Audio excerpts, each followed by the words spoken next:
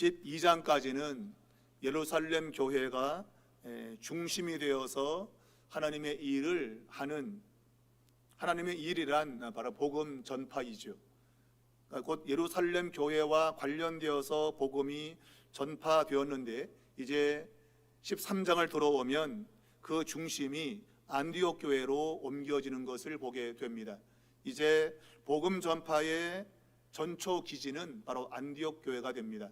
이 안디옥 교회는 교회 이름이 아니라 안디옥이라고 하는 지역에 있는 교회라는 뜻입니다. 요즘 말하면 지역 교회죠. 그걸 이제 통상 안디옥 교회라 그렇게 이제 부르는 것인데, 그 교회가 요즘처럼 뭐 삼일교회 이러한 이름이 실제로는 존재하지 않은 것이죠. 그냥 안디옥에 있는 교회, 바로 에클레시아, 바로 교회라고 하는 그 공동체로 존재한 겁니다. 그러니까 일명 이제 안디옥 교회라 이렇게 부르게 되는 것이죠. 안디옥에 세워진 이 교회가 이제 복음 전파의 중추적인 역할을 하게 되는 겁니다. 자, 이 안디옥 교회는 오늘 본문에 보면 선지자들과 교사들이 있었다라고 말하고 있는데, 당시에 선지자들은 이곳저곳을 다니면서 하나님의 말씀을 전하는 그러한 위치에 있었던 사람들인데, 이제 이들이 안디옥에 있는 교회에 정착한 걸로 보입니다. 그 교회에 정착을 해서 이제 교회에 있는 그리스도인들에게 하나님의 뜻을 전하는 이런 일을 한 것으로 보입니다. 바로 이 안디옥 교회 안에 이 선지자들과 교사들이 있었다라고 하는 이 표현은 아마 이 안디옥 교회의 조직을 보여준다고 볼 수 있겠습니다. 곧 지도자들 가운데 바로 선지자들과 교사들이 있었다라는 것이고, 이것은 하나님이 주시는 은사와 또한 가르침의 역사를 통해서 교회가 움직이고 있다라는 것을 말할 수 있겠습니다.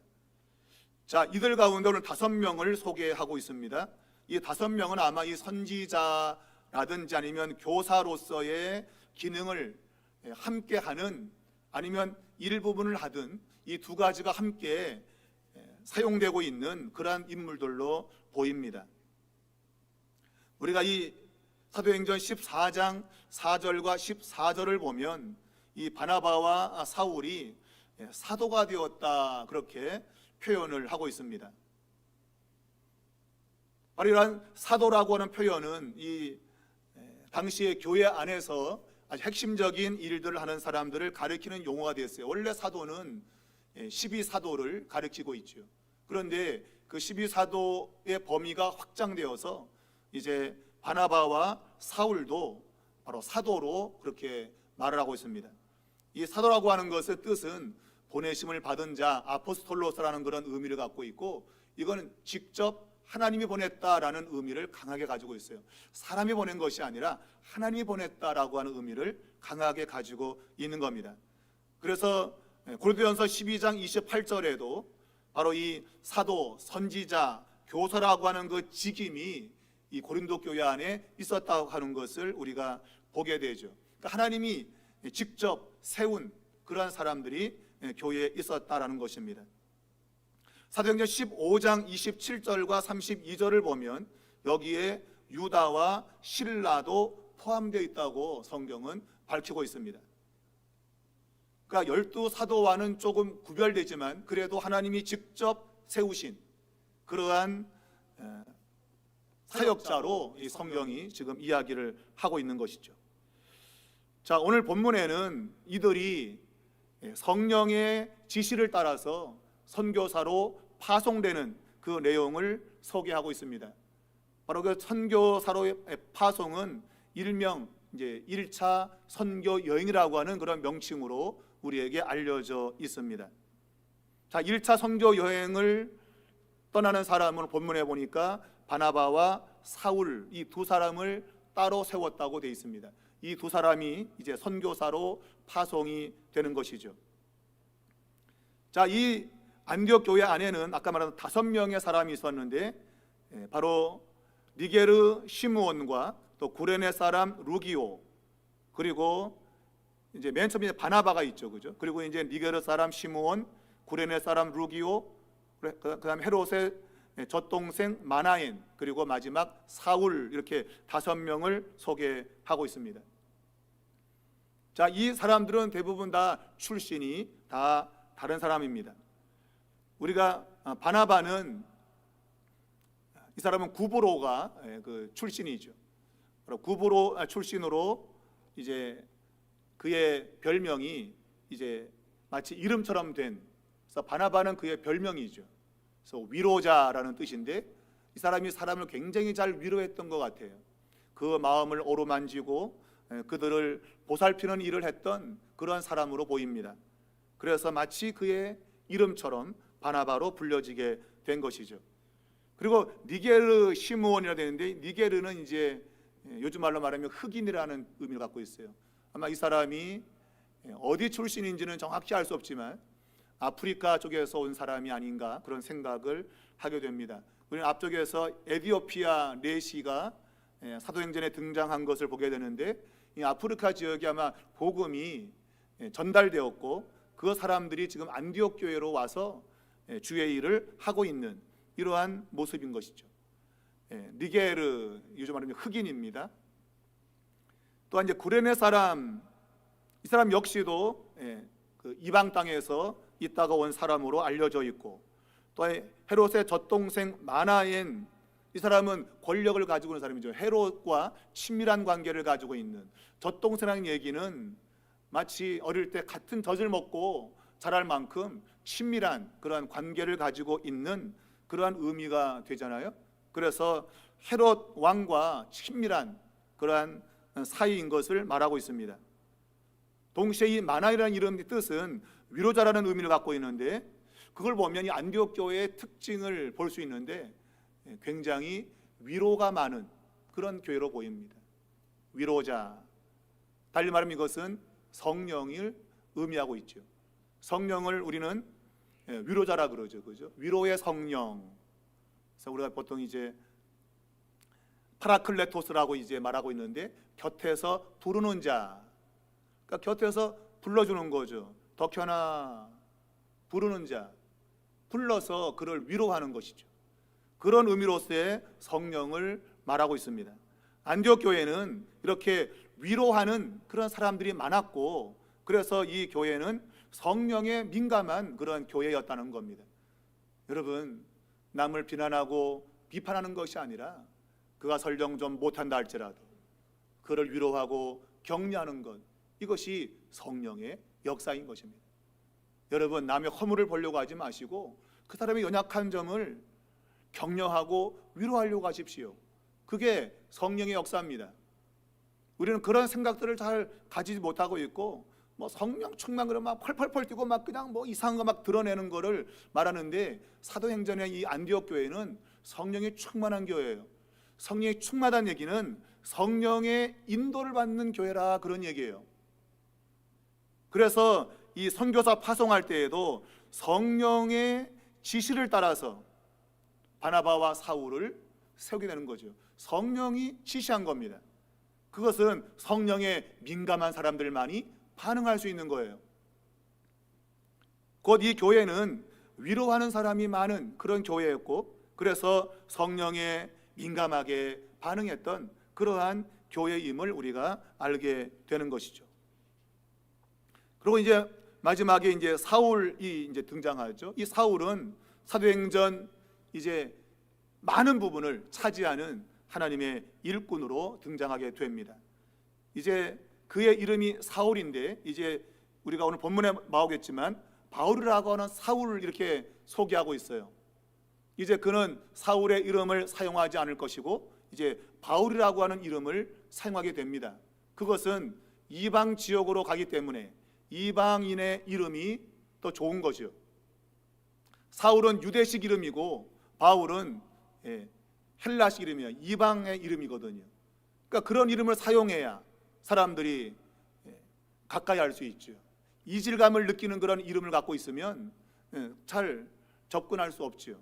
그래서 이방식 이름 바울을 이제 사용하게 되는 겁니다. 그것이 다 전략적으로 사용하는 것이죠.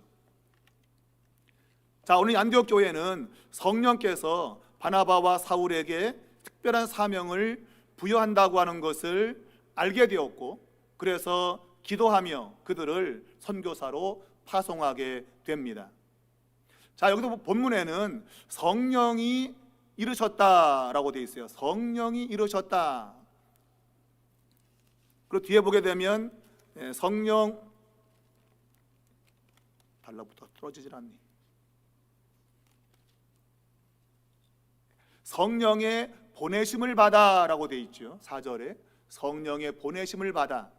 그러니까 성령이 말씀하시고 성령이 보내시는 이러한 직접적인 행동의 주체를 설명하고 있어요. 그 이유는 지금 안디옥 교회가 선교사를 파송하는 이런 모든 일들을 어찌 보면 예루살렘 교회의 승인을 받아야 되죠.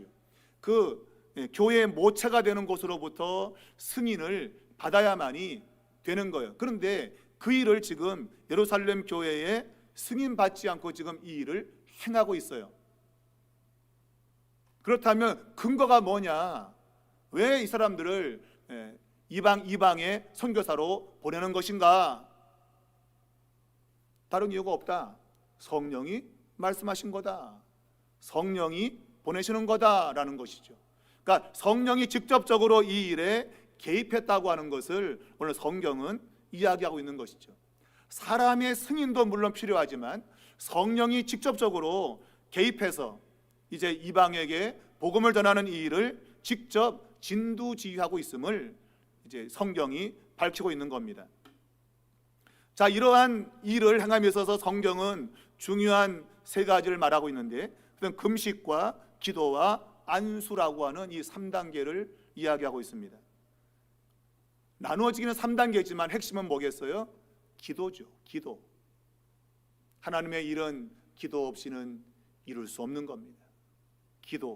기도가 빠지면 아무것도 되지 않습니다.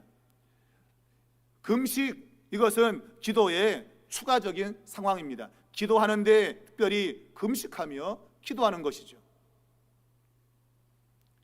그리고 안수해서 이제 그들을 보내게 되는 이것을 우리가 보통 안수기도라고 그러죠. 그죠? 그것도 하나의 기도의 추가적인 형태인 것이죠. 금식과 기도와 안수 이 세 가지가 바로 이제 이방의 선교사를 파송하는데 행해진 이런 모습들인데, 핵심은 기도하는 것이다. 왜 기도해야 되는가? 그것은 성령께서 오늘 직접 이 이방 선교를 인도해 주시고 능력을 주시기를 바라는 것이죠. 사람이 보내는 게 아니라 하나님이 보내시고 그들을 인도하시고 그들에게 능력 주시기를 기도하는 겁니다. 여러분, 기도가 없는 교회는 세워질 수 없습니다. 여러분이 삼일교회가 세워지기 원한다면 기도에 힘을 써야 됩니다. 기도하는 자리는 빠지면 안 됩니다. 기도에 어떻게 하든지 힘을 써야 됩니다. 그래야 교회는 세워지게 되는 것이죠. 자, 오늘 이 두 사람을 따로 세워서 금식하며 기도하고 안수해서 보냈다라고 3절은 말하고 있습니다. 여기서 보냈다고 하는 것은 그들의 길로 보냈다는 의미인데, 이것은 교회와 대표자들이 그들이 갈 길로 보냈다는 의미를 가지고 있습니다. 그런데 4절은 두 사람이 성령의 보내심을 받아라고 표현하고 있습니다. 외형적으로는 사람이 보낸 거죠. 그죠? 그래서 보냈다는 단어는 그들의 길로 사람이 가라고 보낸 겁니다. 그런데 4절은 성령이 보내셨다라고 직접 밝히고 있어요. 바로 이 성령이 보냈다는 얘기는 아까 말한 대로 이 두 사람이, 바나바와 이 사울이 사도라고 하는 그 의미를 드러내기 위한 거예요. 하나님이 보내셨다는 겁니다. 때로는 사람이 보냈다고 우리가 생각하지만 그게 아니라 하나님이 보냈다, 아포스톨레스, 보내심을 받은 자라는 거예요. 사람이 보낼 수 있어요. 그런데 이 두 사람은 사람이 보낸 것처럼 보이지만 실제로는 성령이 보내신 거예요. 성령이. 여러분, 사람이 행하는 일이 분명히 있습니다. 그러나 대조적으로 성령이 하시는 일이 있습니다. 여러분, 사람이 하는 게 잘 될까요? 성령이 하는 게 잘 될까요? 성령이 하는 게 잘 되죠. 제가 다시 말씀드리지만 기도를 통하지 않고 행하는 모든 일은 그냥 단순히 사람이 하는 일일 수 있어요. 그러나 기도가 동반되어 사는 일은 성령이 하시는 일이라는 겁니다. 여러분, 무엇이든지 기도를 하고 해야 됩니다. 그래야 성령이 하시는 일로 연결될 수 있는 겁니다. 오늘 이 공동체는 사람들을 보냈는데 그 사람들을 사람이 보낸 것이 아니라 성령이 보내셨다고 분명히 말하고 있습니다. 왜? 그들이 기도했기 때문입니다. 그러면 그 일은 하나님이 인도하시고 있고 반드시 역사가 나타나게 되어 있는 거예요. 그걸 우리는 믿음으로 받아들이는 겁니다. 자, 이들은 하나님이 보내신 자입니다. 그래서 아포스톨로스, 사도가 되는 것입니다. 그래서 말씀드렸지만 14장을 가면 이 두 사람이 사도라 그렇게 부름을 받게 되는 것이죠. 자, 성령을 받았다는 얘기는 이제 새로운 이방 선교가 이제 발생했음을 보여주는 또 다른 표현입니다. 성령이 역사하고 있는 것은 새로운 하나님의 일을 이야기하고 있는 것이죠. 곧 성령이 직접적으로 지시하시고 수행하는 그러한 하나님의 일임을 이제 밝히고 있는 겁니다. 안디옥 교회가 행하는 일은 그들이 독자적으로 하는 게 아닙니다. 성령이 이제 새로운 일을 드러내시기 위해서 하는 그러한 일임을 바로 성령이 보내셨다고 하는 이런 단어 속에 담고 있는 거예요. 전 여러분의 모든 발걸음이 성령이 함께 하시는, 성령이 여러분을 보내시는 그런 발걸음이 될 수 있길 바랍니다. 여러분이 기도하고 움직인다면 여러분의 발걸음은 성령이 보내는 발걸음일 거예요. 그러나 그런 거 없이 그저 내 마음대로 움직이는 거, 그거는 그 사람의 발걸음인 거예요. 그럼 그 발걸음은 안전하지 못합니다. 하나님의 역사가 있을 수 없어요. 그럼 내가 기도하고 움직인다면 그것은 성령의 보내시는 발걸음이 되는 것이에요. 여러분의 발걸음이 성령이 보내시는 발걸음 되기 위해서 기도하시길 바랍니다. 기도하셔야 됩니다. 자, 오늘 이 두 사람이 이제 선교 여행을 떠납니다. 일명 제1차 선교 여행을 떠나게 됩니다. 그들의 출발점은 이제 구브로라고 하는 섬입니다. 그들이 이 구브로로 가기 위해서 오늘 가장 먼저 등장하는 이름은 실루기아라고 하는 곳인데, 거기에서 배를 타고 이제 구브로에 가게 됩니다. 바로 이 구브로 이 지역은 우리가 안디옥 교회가 처음에 형성될 때에 구브로나 구레네 지역에서 온 사람들이 비로소 이방인들에게 말씀을 전했다고 되어 있어요. 그걸 보면 이 구브로 지역에 이미 예수를 받아들이는 사람이 존재했다고 하는 거예요. 그러면 이 1차 선교 여행은 그냥 아무것도 모르는 지역을 가는 것이 아니라 이미 복음이 들어가 있는 그곳에 재방문하는 그러한 의미를 가지고 있는 것이죠. 바울의 이러한 뭔가를 다시 가는 그러한 발걸음은 그의 사역에서 굉장히 중요한 부분을 차지하고 있습니다. 바울은 한번 복음 휙 던지고 그냥 땡 아닙니다. 던지고 복음을 던지고 다음에 또 갑니다. 확인하러 잘 되고 있는지 반드시 확인을 했던 거예요. 여러분, 전도하고 그냥 데리고 왔다고 그냥 다음에 알아서 해라 던지면 안 됩니다. 이 사람이 내가 전도를 했는데 제대로 지금 잘 다니고 있는지, 교회 생활하고 있는지 점검하셔야 돼요. 여러분, 그게 성경적입니다.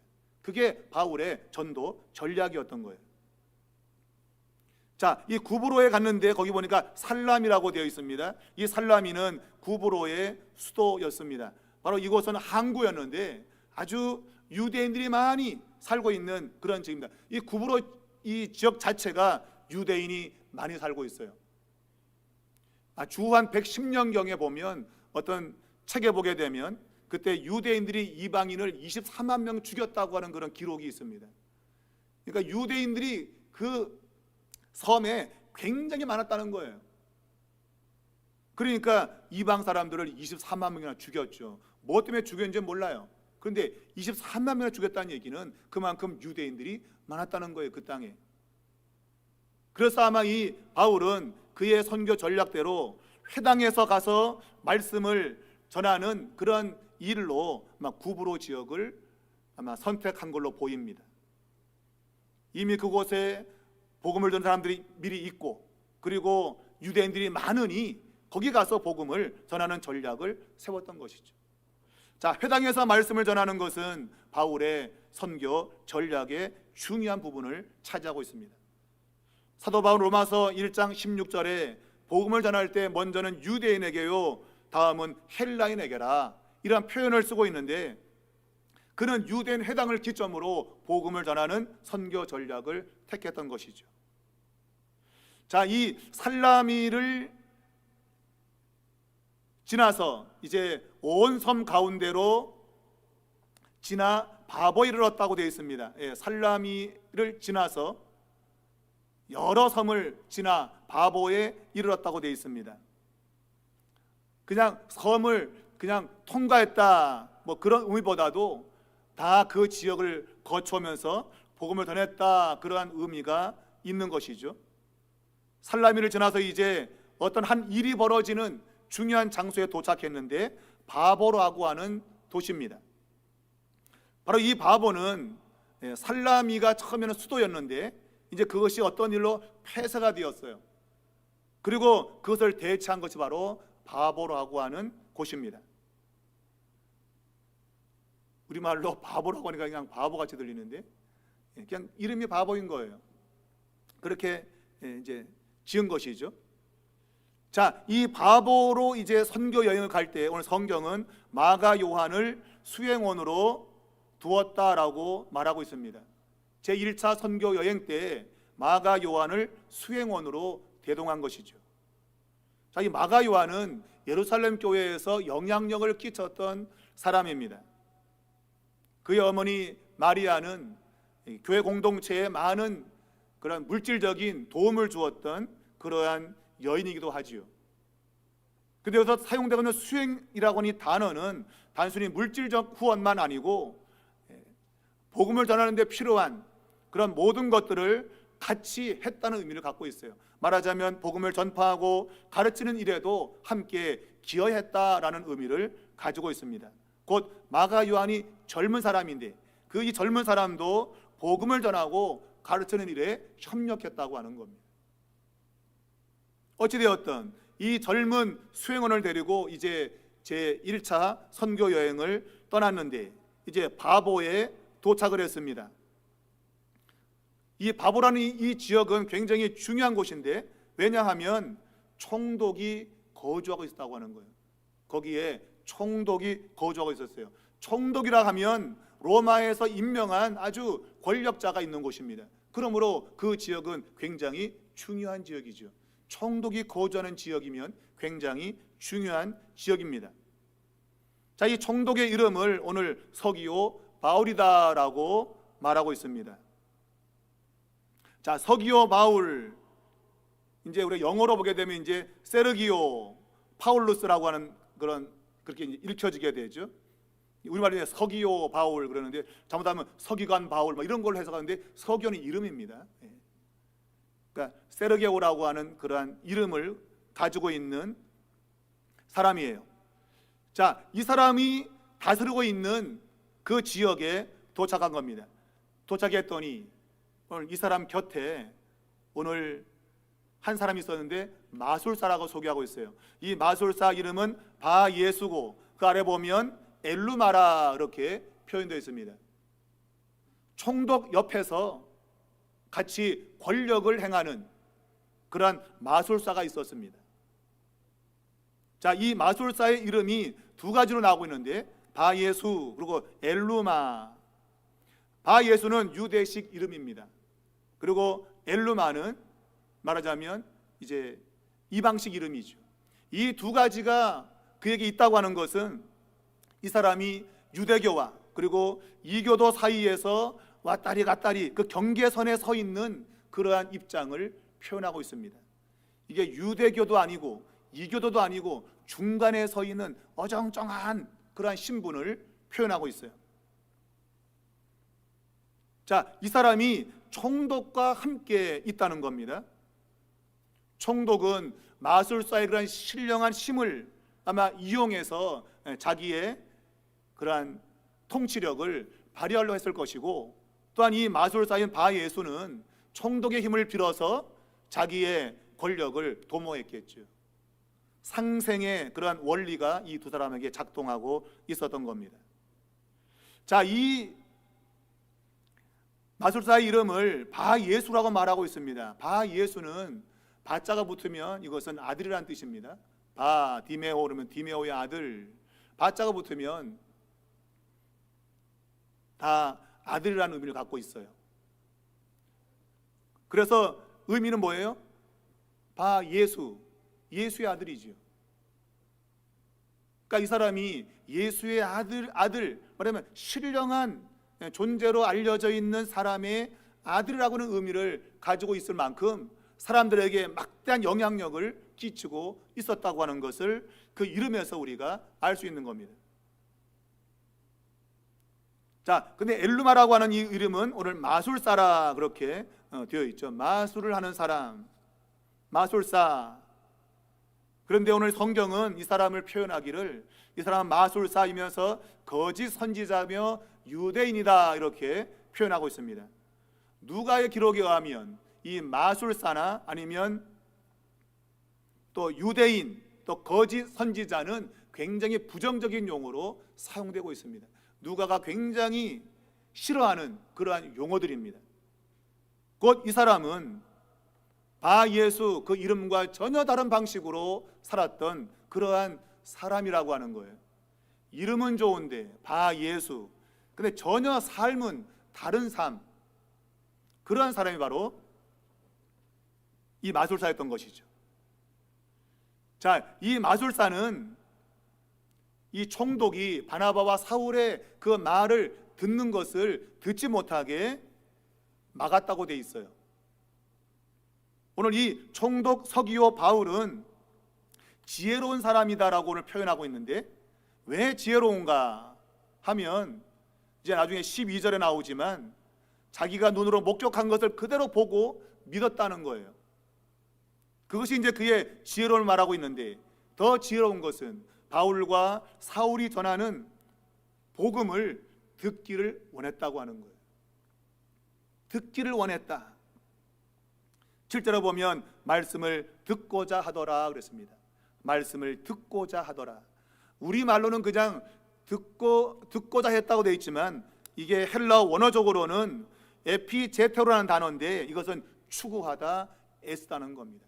말씀을 들으려고 애를 쓴 거예요. 애를. 좀 말씀 좀 전해줘. 애를 쓴 거예요, 여러분. 이방인인데, 이방인이 하나님 말씀을 들으려고 기를 쓴 거죠. 여러분은 어때요? 말씀을 들으려고 기를 씁니까? 추구하십니까? 몸부림치십니까? 나 말씀 들어야 돼. 막 추구하시나요? 안 그렇다면 회개해야죠, 여러분. 이 사람은 예수가 누군지 몰라요.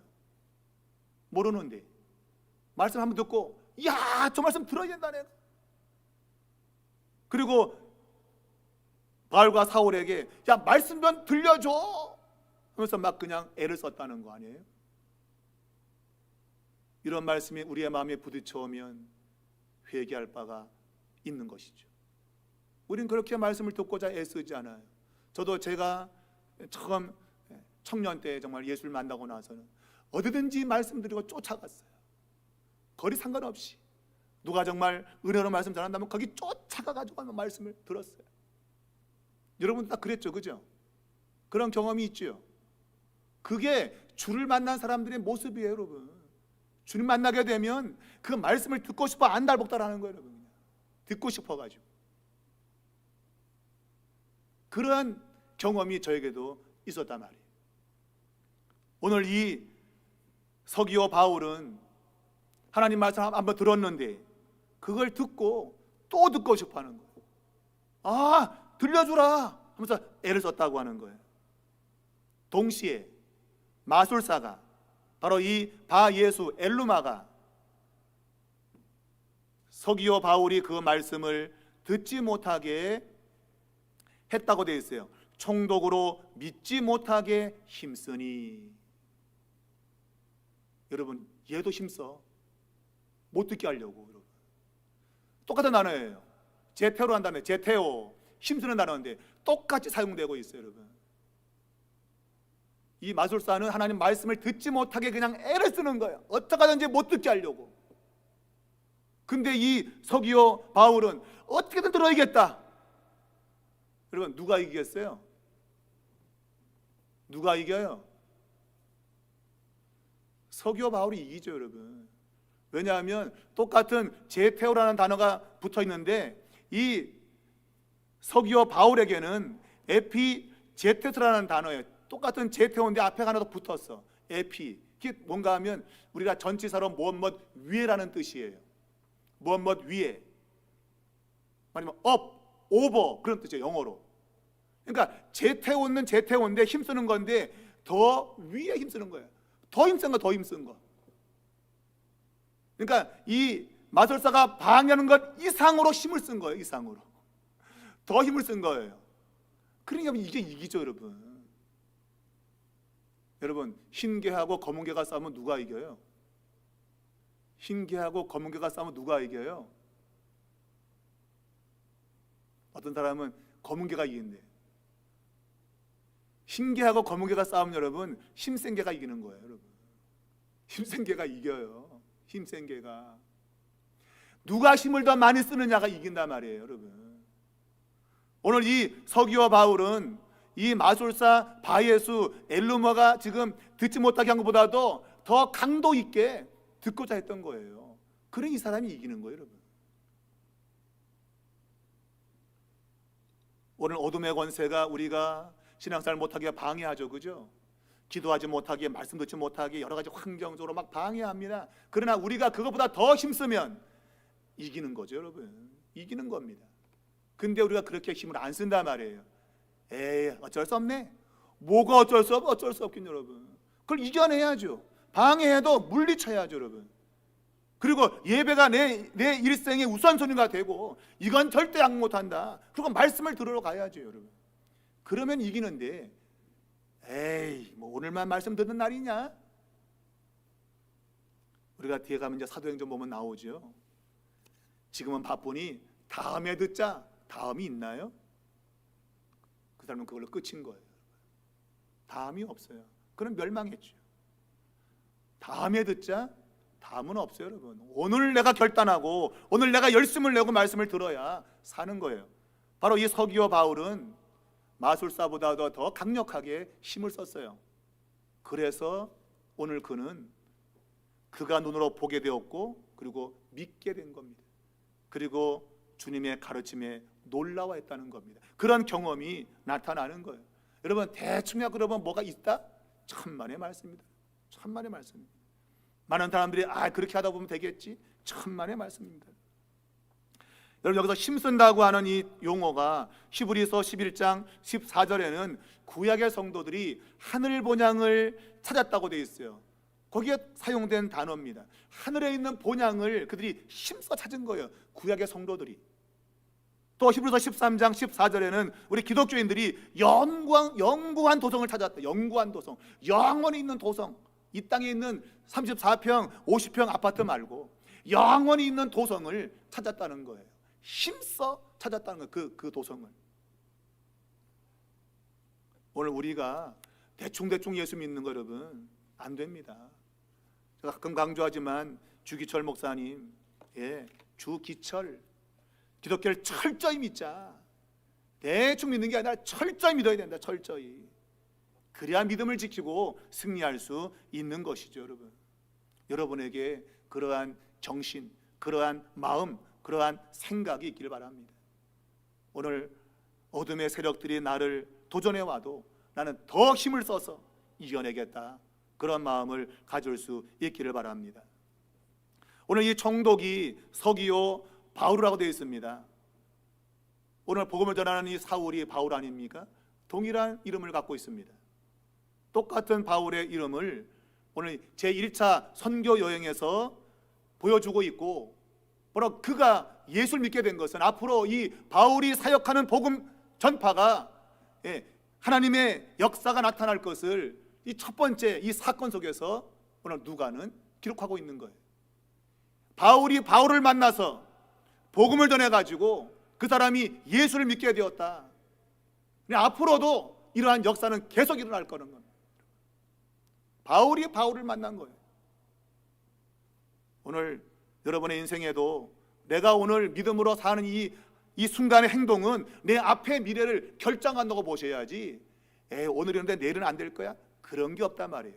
오늘 나의 믿음의 결정은 내 앞날까지도 결정한다고 믿고 오늘 믿음으로 여러분 사셔야 되는 거예요. 성경 그런 목적으로 기록을 하고 있단 말이에요. 기록을. 우연히 여러분 바울이 바울을 만나겠어요? 하나님의 인도하심이죠. 성령이 보내셨잖아요. 그걸 믿음의 사람들에게 드러내고 있는 거예요. 이 승리는 앞으로 계속 승리로 이어질 거다. 여러분, 우리의 걸음은 실패의 걸음이 결코 될 수 없어요. 내가 믿음으로 내딛은 발걸음은 내 인생을 승리의 발걸음으로 나가게 만든다는 겁니다. 여러분, 그것을 믿을 수 있기를 바랍니다.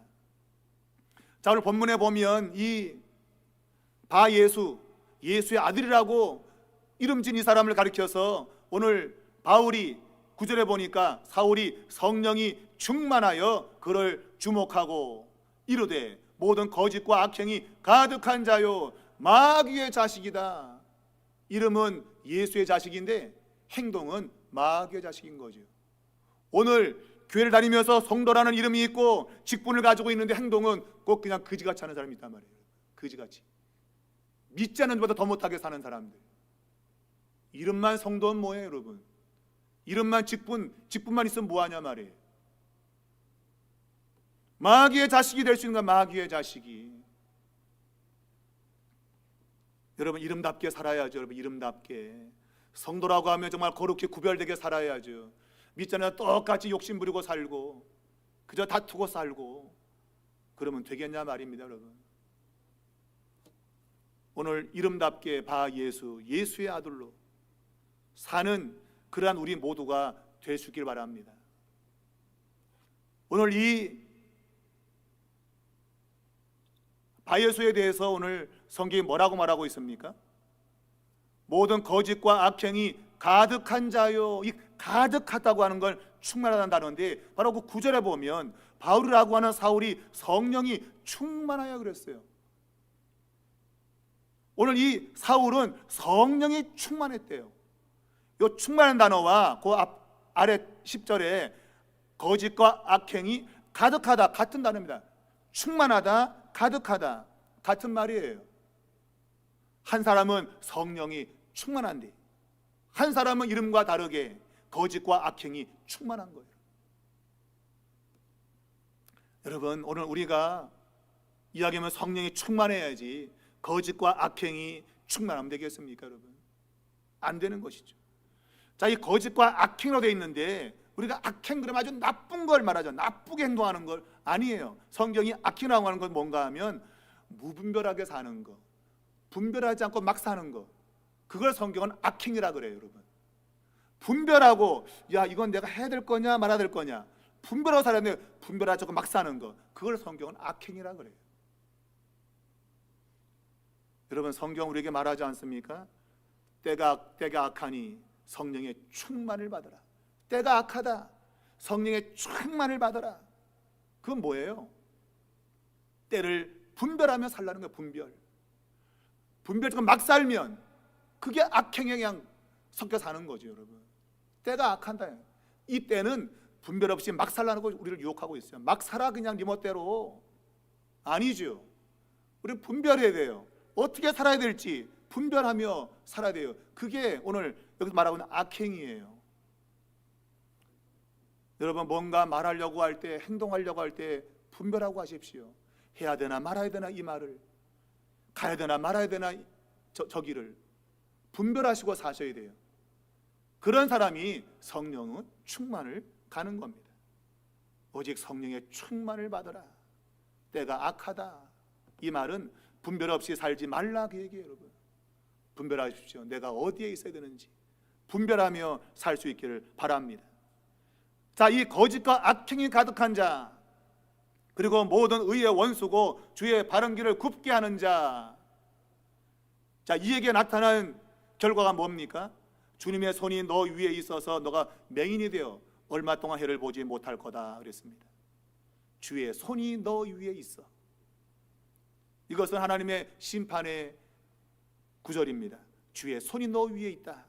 이것은 하나님의 심판을 말하고 있고, 바로 그 심판의 결과로는 그가 앞을 못 보는 그런 일이 벌어진 거예요. 여러분, 이 앞을 못 본다, 그것도 얼마 동안 못 본다고 되어 있습니다. 성경이 왜 얼마 동안이라는 이 기간을 정해놨을까요? 이것은 이 마술사가 회개하기를 바라는 거죠. 그 얼마 동안 정해놓고 정말 그런 일이 벌어지고 놀랍게도 그 일이 회복되게 되면, 이야, 이거 하나님의 역사구나 하는 걸 알고 회개하도록. 근데 성경은 그가 회개했는지 어땠는지 말하고 있지 않은데, 아마 보건대 회개하지 않은 것 같아요. 기간을 정하고 우리에게 나타나는 모든 일들은 그걸 경험하면서 하나님께로 돌아오라고 하는 하나님의 사인인 거죠.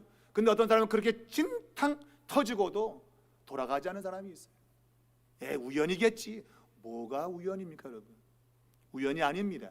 회개하도록 바라는 하나님의 역사인 것이죠. 오늘 우리에게 일어난 모든 일들 속에 우리는 우리의 잘못된 걸 깨닫고 돌아오기 위한 하나님의 손길이 있음을 기억하셔야 돼요. 그리고 하나님께로 돌아오면 되는 겁니다. 하나님은 그걸 바라고 계시고, 오늘도 우리의 삶에 주의 손이 함께하면서 우리의 삶을 인도해 갈 거예요. 순간순간마다 분별하고 하나님의 뜻을 쫓아가는 그러한 삶이 우리에게는 절대적으로 필요한 것입니다. 여러분, 되는 대로 살지 마십시오. 하나님 말씀으로 분별하면서 하나님을 쫓아가기 바랍니다. 성령이 보내심을 따라서 사는 여러분의 삶이 되시기를 바랍니다. 오늘 그가 앞을 보지 못한 것은 9장에 나오는 바울이 부활의 주님 만나고 나서 눈이 어두워진 것과 거의 유사하죠.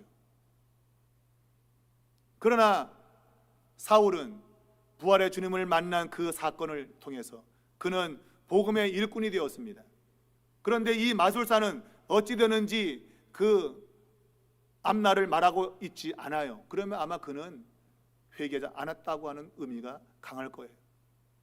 똑같이 눈이 멀었는데 어떤 사람은 영적인 눈이 뜨인 사람이 있는가 하면, 그냥 어떤 사람은 육신의 눈 갖고 그냥 사는 그런 사람이 있는 거예요. 여러분에게 바라기는 영의 눈이 뜨이길 바랍니다. 눈에 보이는 것만 쫓지 마시고 보이지 않는 세계를 보고 부활의 주님을 보고 믿음으로 살아가는 그러한 여러분의 삶이 되기 바랍니다. 하나님의 말씀을 그대로 붙드시고 사신다면 하나님께서 함께 하시면서 여러분의 인생에 놀라운 일을 행하실 겁니다. 그러한 일들이 올 한 해에 많이 경험되는 성령의 인도를 받는 삶이 되시기를 주님의 이름으로 축복합니다.